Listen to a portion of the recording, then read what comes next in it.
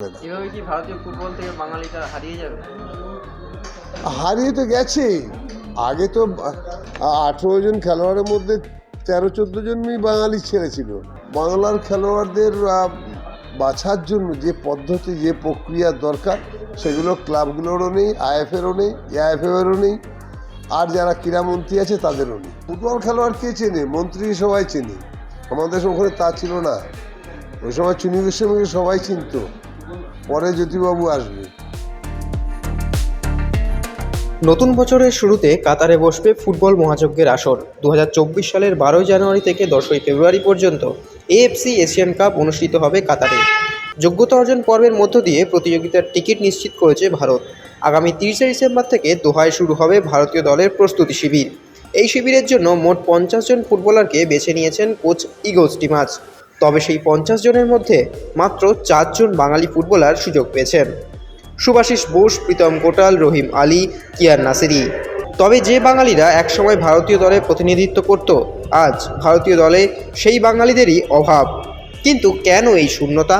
এই বিষয়ে প্রাক্তন কিংবদন্তি ফুটবলার সুব্রত ভট্টাচার্য অনেকটাই হতাশ। তিনি জানান, 56-60 সাল দেখিস, তখন ওখানেও খুব একটা বাঙালি ছিল না। আহমেদ খান, সাত্তার, এরা তো আমাদের বাঙালি নয়। আমাদের বাঙালি একটা জিনিস, আর বাংলায় খেলে চান্স পাওয়ার একটা জিনিস। বাঙালি আর বাংলা এক করলে হবে না। বাংলায় খেলে অনেকে বড় হয়েছে।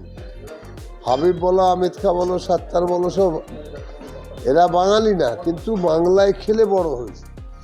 সুতরাং এখানে বাংলার খেলোয়াড়দের বাছার জন্য যে পদ্ধতি, যে প্রক্রিয়ার দরকার, সেগুলো ক্লাবগুলোরও নেই, আইএফএরও নেই, এআইএফএরও নেই, আর যারা ক্রীড়ামন্ত্রী আছে তাদেরও নেই। তারা জানে না কীভাবে খেলোয়াড় তৈরি করতে হয়, কীভাবে খেলোয়াড় খুঁজে আনতে হয়, কীভাবে বাগাসন যেত, কীভাবে বলাই দাস চ্যাটার্জিরা যেত গ্রামে, জেলা থেকে গিয়ে কী করে সনদ সেট আসছে, কী করে কেষ্টপাল আসছে, এগুলো তারা জানতো। কীভাবে অরুণ ঘোষ আসছে, তারা জানতো। এখন সেই পদ্ধতি অবলম্বন করে না। এভাবে কি ভারতীয় ফুটবল থেকে বাঙালিটা হারিয়ে যাবে? হারিয়ে তো গেছে। আগে তো 18 জন খেলোয়াড়ের মধ্যে 13-14 জনই বাঙালি ছেলে ছিল। আমাদের সময়ে ছিল। তারপরে কমে যাওয়ার এই কারণ হচ্ছে যে খেলোয়াড়রা উদ্দেশ্যটাকে বুঝতে পারছে না। ভালো খেললে কি হবে? আগে আমাদের যেমন উদ্দেশ্য ছিল, ভালো খেললে পরে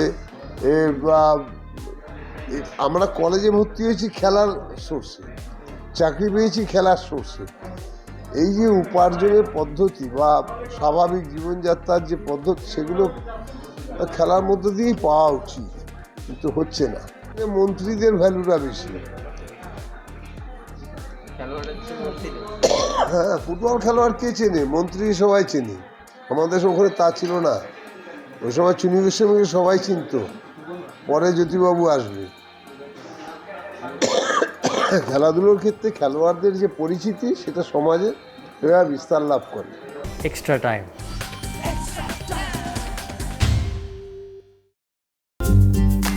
লেটেস্ট নিউজ আর এক্সক্লুসিভ ভিডিওর সঙ্গে আপডেট থাকতে এখনই সাবস্ক্রাইব করুন আমাদের ইউটিউব চ্যানেল। বেল আইকনে ক্লিক করতে ভুলবেন না যেন।